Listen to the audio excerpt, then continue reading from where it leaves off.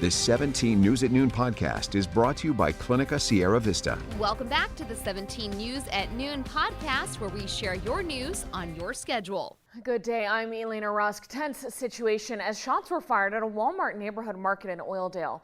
According to the Kern County Sheriff's Office, nobody was hurt in the shooting that forced the evacuation and lockdown of that store last night. Initial reports suggest 2 people got into a fight in the parking lot that then continued inside the store.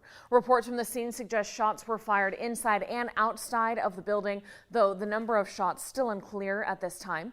Deputies say they retrieved a firearm during the arrest. A second person was briefly detained by sheriff's deputies, but then released. Meantime, 2 people have died after a drive-by shooting in Delano, just north of the County Line Road. Tulare County Sheriff's deputies were on scene just after 4 p.m. yesterday. 1 person had died on the scene by the time deputies arrived. 3 more victims later showed up at the Delano Police Department, where 2 of them were then airlifted to a hospital. 1 of those victims died. This investigation is ongoing. Anyone who has any information is asked to call the Tulare County Sheriff's Department at 559-733-6218. Of course, you can also call our local sheriff's office or the Secret Witness Hotline. The Panama Buena Vista Union School District will discuss the use of Narcan on campus. The policy expected to outline who can carry the opioid overdose reversal spray on school grounds. And according to a district spokeswoman, that is not likely to include students. Deaths and overdoses due to fentanyl have skyrocketed over the past few years across the country and right here at home, with 17 News recently learning of several overdoses on local high school campuses just since the school year began in August. Kern High School District reports that they had used Narcan on their campuses at least 5 times so far this year. And making news around town, longtime Bakersfield philanthropist Peggy Cole Darling has died 6 weeks shy of her 95th birthday. Jim Darling tells 17 News his stepmother passed at her home yesterday. Peggy Darling, a Los Angeles native and widow of longtime Bakersfield attorney Curtis Darling, was instrumental in the renovation and rebirth of the Fox Theater. Most recently, she donated a building adjacent to the Fox to the Bakersfield Firefighters Association for a firefighters museum.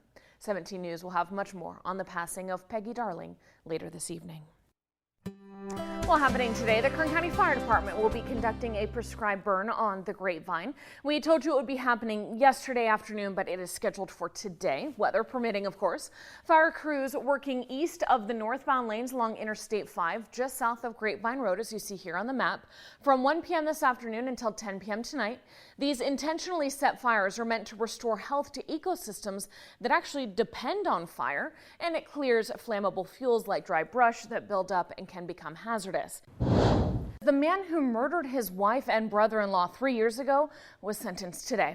Morris Gilmeet admitted to shooting and killing his wife, 34-year-old Louise Abraham, and her brother, 20-year-old Carlos Abraham, on September 23, 2019, in an apartment complex on Union Avenue. A relative who spoke before the sentencing this morning said the couple's young son witnessed Gilmeet abusing Abraham and is heartbroken, saying he wishes he could have done more to protect his mother. Convicted in September of 2 counts of first-degree murder, among other charges, this morning Gilmeet was sentenced to life in prison without the possibility of parole. And we continue to follow the murder trial of Wendy Howard, now in its 6th day. Yesterday, former Tehachapi Police Sergeant Amelia Thompson testified over Zoom, saying Howard told her she wanted to handle the situation herself when she learned her ex had been molesting her teenage daughter. Thompson says she warned Howard there were serious consequences for taking the law into her own hands. Prosecutors say Howard ignored that advice and, when Pitts came by 3 days later, confronted and fatally shot him. Howard has said she fired in self-defense as Pitts tried to run her down on an ATV, but prosecutors say he wasn't facing her when the shots were fired and therefore posed no threat. Thompson told the defense Howard's statement of wanting to handle the situation herself was never recorded. So far, today's testimony has been combing through the forensic evidence in the case, including casings and blood evidence. You can follow along as our court reporter Jason Katowski live tweets from the courtroom on our Twitter account at KGT News. Hello, this is Tim Callahan with Clinica Sierra Vista, and we're excited to unveil the Community Health Center of the Future, our comprehensive care center. It's located right across the street from Memorial Hospital. We have every service under one roof, from family medicine, OBGYN care, dental services for adults and children, behavioral health, and much more. So find your way to better care at Clinica Sierra Vista this year at our comprehensive care center. Visit our website, clinicasierravista.org, for the latest on this project. We'll see you soon. Meanwhile, of course, 17 News is your local election headquarters, and with the midterm elections just 28 days away now, this week we had hoped to bring you a debate between Rudy Salas and David Valadao, the candidates for California's hotly contested 22nd Congressional District. Unfortunately, that debate won't be happening. Rudy Salas has pulled out of the debate, citing an advertisement attacking him for, quote, raising prescription drug prices. Salas says the ad is misleading. Valadao fired at Salas on Twitter yesterday, saying, quote, if he can't show up to vote and can't show up to debate, how are we supposed to believe he'll show up for the Central Valley in Congress?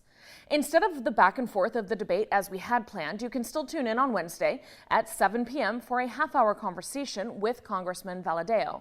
And by the way, our invitation to Mr. Salas does remain open.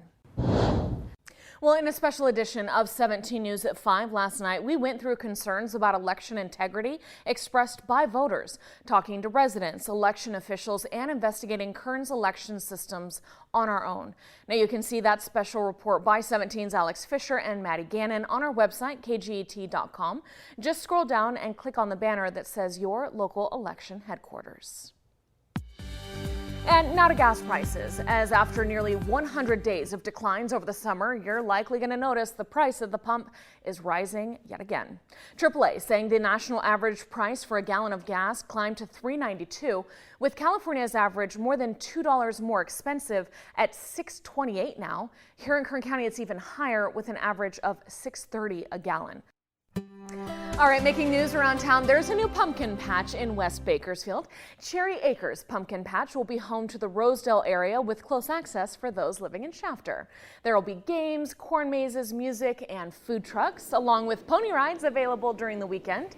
It's there at the intersection of Kratzmeyer and Cherry Avenue, close to the Rio Bravo Greeley schools.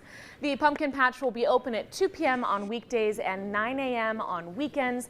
Entry is only $2 a person, and it's free for kids 5 and under. TV 17 partnering with the Open Door Network for a barbecue fundraiser at Compassion Corner. The barbecue held every October in honor of Domestic Violence Awareness Month. The funds then go to support services and programs for survivors right here in Kern County. For just $10, you get a cheeseburger, chips, a drink, and a cookie. The barbecue happening from 10:30 a.m. to 2 p.m. tomorrow, right outside our studios here at 22nd and L Streets downtown. You can also still today put in a large order if you want to take in a barbecue lunch for your office, or maybe for everybody at home. The 17 News at Noon podcast is a production of KGET and Nexstar Media Group. For more on all of the headlines in today's show, head to kget.com.